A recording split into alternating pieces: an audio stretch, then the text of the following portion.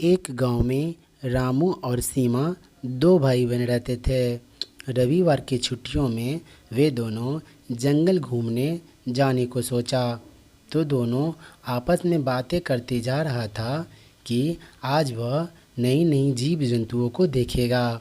इतनी बात करते हुए रामू और सीमा अपने गांव से निकल करके दूसरे जगह पर चले गए, जंगल के रास्ते होते हुए।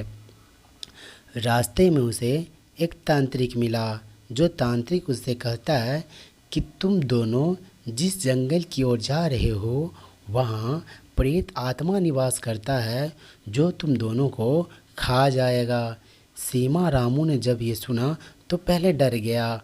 तब जा कर के तांत्रिक ने कहा कि डरो मत, मैं तुम्हें जो कहता हूँ और जो कुछ मैं तुझे देता हूँ तुम उसको यूज करना। तब जाकर तांत्रिक ने उसे एक जादुई डंडा दिया और कहा कि ये जादुई डंडा कोई मामूली डंडा नहीं है।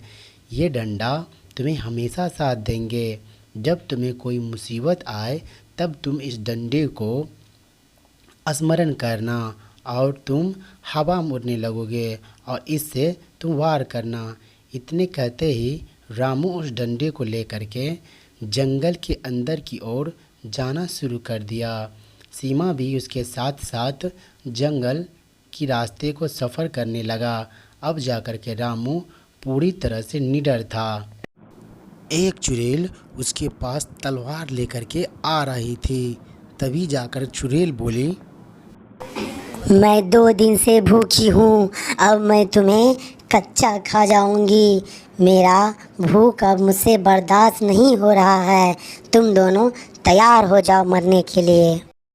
तब जाके रामू बोला, ए चुड़ैल, तुम मेरा कुछ नहीं बिगाड़ पाओगी। इतना कहते ही रामू आकाश में उस चुड़ैल से लड़ने के लिए चला गया। अब वो रामू अपनी जादुई डंडा से उस चुड़ैल की ओर मारने के लिए चले गए और रामू चुड़ैल पर आक्रमण कर दिया। चुड़ैल भी अपनी तलवार से उस रामू पर अटैक करना शुरू कर दिया। दोनों में लड़ाइयाँ होता रहा। कुछ देर के बाद चुड़ैल को रामू ने अपने जादुई डंडा से मार दिया। अब वो अपने पाँव से उस चुड़ैल के सर कुचल रहा था।